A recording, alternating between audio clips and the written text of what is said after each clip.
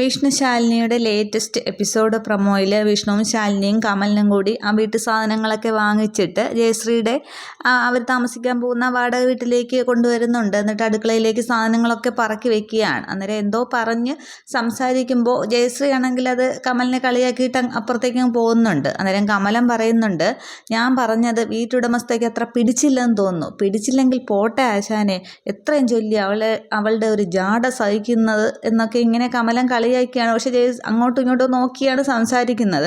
അന്നേരം വിഷ്ണുവും ശാലിനിയാണെങ്കിൽ കമലിനെ തന്നെ ഇങ്ങനെ ആ സംസാരമൊക്കെ ശ്രദ്ധിച്ചിട്ട് വിഷ്ണുവിന് അവസാനം സഹി ഇടുന്നുണ്ട്, ക്ഷമ ഇടുന്നുണ്ട്. വിഷ്ണു പറയുകയാണ്, ഹലോ ഞങ്ങളെ വല്ലാതെ അങ്ങോട്ട് പൊട്ടന്മാരാക്കല്ലേ എന്നിങ്ങനെ വിഷ്ണു പറയുകയാണ്. അന്നേരം ശാലിനിയും പറയുന്നുണ്ട്, അതെ വിഷ്ണുട്ടാ, എനിക്ക് തോന്നുന്നത് ഇവരുടെ രണ്ടുപേരുടെയും പെരുമാറ്റമൊക്കെ കാണുമ്പോൾ എന്തോ ഒരു സ്പെല്ലിംഗ് മിസ്റ്റേക്ക് തോന്നുന്നു എന്നിങ്ങനെ ശാലിനിയും കൂടി പറയുമ്പോൾ കമലിനങ്ങ് വല്ലാതെ ചമ്മിയങ്ങ് നിൽക്കുകയാണ്. രണ്ടുപേരും കൂടി കമലിനെ കളിയാക്കുന്നുണ്ട്.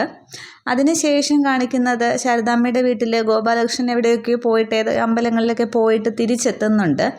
അന്നേരം പാപക്കറ അറിഞ്ഞുകൊണ്ട് പാപനാശിനിയിൽ മുങ്ങി കുളിക്കാനായിട്ട് പോയതായിരുന്നു അല്ലേന്നിങ്ങനെ ഗോപാലകൃഷ്ണനോട് ശാരദാമ്മ ചോദിക്കുകയാണ്. ആ പയ്യനെ കൊന്നതിൻ്റെ പാപക്കറ കഴുകി കളയാനായിട്ട് പോയതാണല്ലേ എന്ന് ചോദിക്കുന്നുണ്ട്.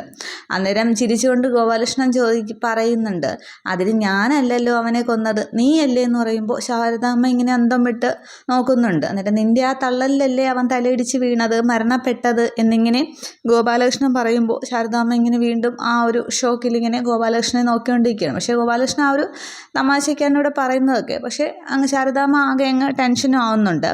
ഇത്രയുമേ പ്രൊമോയിൽ കാണിക്കുന്നുള്ളൂ. അപ്പോൾ ഇതിന് ശേഷം വിഷ്ണു ആണെങ്കിൽ അവിടെ വീട്ടിലേക്ക് ചെല്ലും. രാഘവൻ നായരോട് പറയാനായിട്ടാണ് വിഷ്ണു ചെല്ലുന്നത്, ഇങ്ങനെ വാടക വീട്ടിലേക്ക് താമസം മാറുന്നു എന്ന്.